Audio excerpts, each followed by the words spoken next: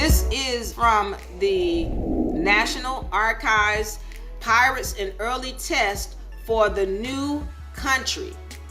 Pirates, as in land-stealing thieves, as in Moors, as in people of the sea. Okay, July 2015 is when this article was written. Richard O'Brien, captain of Philadelphia ship's Dolphin, penned his July 12, 1790 letter to Thomas Jefferson. He had been a captive of the Barbary Pirates in Algeria for almost 5 years. This letter and others helped to bring attention to an unexpected problem the federal government inherited from the government under the Articles of Confederation, pirates. The new nation was faced with the question, what could be done about the Barbary Pirates? This is Tunis, Algiers, Morocco, Tripoli, Montezuma. And what could be done for the American prisoners held for ransom in Algeria? In the late 18th century, the Barbary Pirates were a well-known problem in Europe. These pirates, who came from Morocco, Algiers, Tripoli, Tunisia, captured vessels sailing in the Mediterranean Sea and held their crew for ransom. To free a captured vessel, European nations were forced to pay ransom. Some European nations signed treaties with the 4 Barbary nations and paid tribute for safe passage of their vessels. Some European nations did that, but the United States, they was being run by Moors. And they weren't just Moors from Morocco or Tunis. Some of those Moors were from Britain, but they were people who knew how to write contracts and knew how to run governments. All right.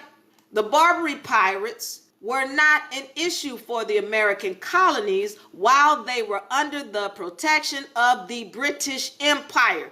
Pay attention. As I said to you, Morocco was not going to mess around with America or nothing concerning North America because the British were in there. And as long as the British was in there, they were going to stay back.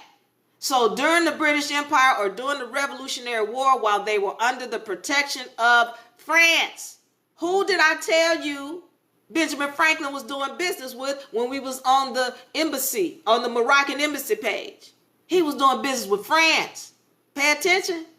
He wasn't trying to do no business with Morocco. And that was in 1779.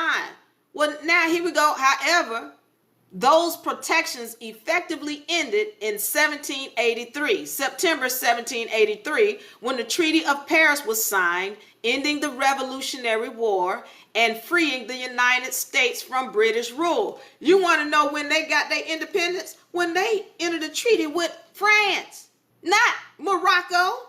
Morocco just recognized the United States of America. But that treaty that supposedly freed them from British rule was signed with France, or the Treaty of Paris. Look it up if you can find it, because they have erased all of the truth that you can find on the web. But we understanding now, the so-called Treaty of Paris is what gave the United States its freedom from Britain. And it was Morocco that went to United States of America and asked for them to be recognized. They didn't ask Morocco to recognize them. Morocco's like, hey, you know what? We need to change our ways. We're going to recognize you. And so since we're so great and mighty, then you ought to be thankful. And the United States was like, we're not trying to do business with you. We want to do business with the French. Okay, I'm not making this up. You seeing it for yourself.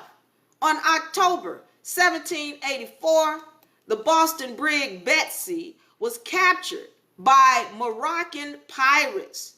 Once again, they captured one of the ships. When I was talking to this character the other night, I said Morocco seized the ships of the United States. That's not true. That's not true. Here it is. 1784, the Boston brig Betsy was captured by Moroccan pirates. On July 25th, 1785, Algerian pirates captured the Boston schooner Maria. Less than a week later, the Algerians also captured Captain O'Brien's ship, the Dolphin. Americans had a rude awakening to their hopes of free trade throughout the world.